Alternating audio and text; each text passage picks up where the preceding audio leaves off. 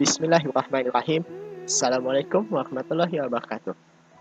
Kenalkan, nama saya Aldebaran Adnan dari kelas 8 Epsilon, dan sekarang saya akan menjelaskan mengenai ibrah yang bisa diambil dari periode Mekah, fase kenabian pada zaman Rasulullah Shallallahu Alaihi Wasallam.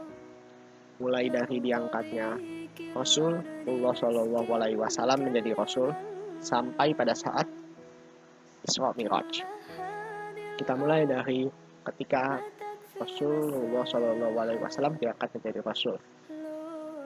Ibrah yang bisa diambil adalah bagaimana seseorang yang dulunya dipercaya oleh para pemuka-pemuka kafir Quraisy, dulunya terkenal karena akhlaknya yang sangat mulia, menjadi seorang yang sangat dibenci oleh kaum Quraisy karena dia menentang agama yang menurut mereka sudah merupakan tradisi leluhur mereka. Kita lihat bagaimana ketika Al-Quran diturunkan, Nabi Muhammad tidak bisa membaca dan tidak bisa menulis. Itu merupakan sesuatu yang membantah pandangan-pandangan orang yang antipati terhadap Islam. Mereka menganggap bahwa Al-Quran adalah buatan dari Rasulullah SAW dan para sahabatnya. Pendapat ini dapat ditentang dengan alasan karena Rasul tidak bisa membaca maupun menulis. Selanjutnya adalah ketika dakwah secara sembunyi-sembunyi di kalangan terdekat terlebih dahulu, karena mereka sudah lebih mengenal Rasulullah daripada orang yang walaupun itu pemuka-pemuka, tapi Rasul lebih memilih untuk kepada orang-orang yang terdekat dengan dirinya terlebih dahulu. Ketika sudah cukup banyak orang yang memeluk Islam, maka dimulailah fase dakwah secara terang-terangan. Setelah itu ada ketika hijrah ke Habasyah, di mana karena pada masa itu orang lemah ditindas oleh orang kuat dari kalangan Quraisy, sehingga Rasul memutuskan hijrah ke Habasyah karena raja di situ terkenal sangat-sangat adil.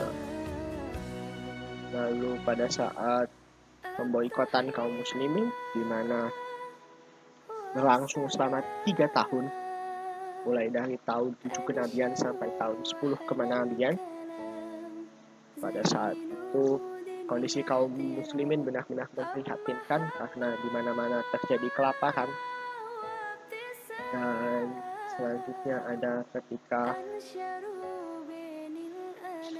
daun duka cita, di mana kedua orang yang sangat dekat dengan dirinya, yaitu pamannya Abu Thalib dan istrinya Khadijah, wafat pada masing-masing bulan Syawal dan bulan Ramadan kalau tidak salah.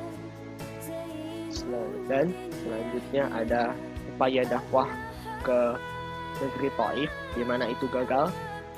Bahkan Rasulullah SAW dilempari oleh batu bersama dengan Zaid bin Harithah. Dan terakhir ada Isra Mi'raj, di mana pada saat itu dia diangkat dari Masjidil Haram ke Masjidil Aqsa, lalu ke Sidratul Muntaha. Situ Rasul menerima perintah sholat dan oleh Allah Subhanahu wa Ta'ala untuk membayar semua kesedihan yang sudah dialami oleh dirinya. Ibrah yang dapat diambil dari semua ini adalah dakwah itu penuh tantangan. Kita nggak bisa dakwah hanya dengan santai-santai saja, duduk saja seperti ini, itu tidak bisa. Kita membutuhkan perjuangan yang berat karena apa yang kita yakini saat ini berbeda dengan apa yang orang-orang lain yakini. Misalnya kita melihat begitu banyak penindasan di luar, terutama di negara-negara yang lemah seperti contohnya Palestina. Dan ya, mungkin itu saja celotehan saya kali ini. Terima kasih sudah mendengarkan, terima kasih sudah menyempatkan waktunya yang berharga. Assalamualaikum warahmatullahi wabarakatuh.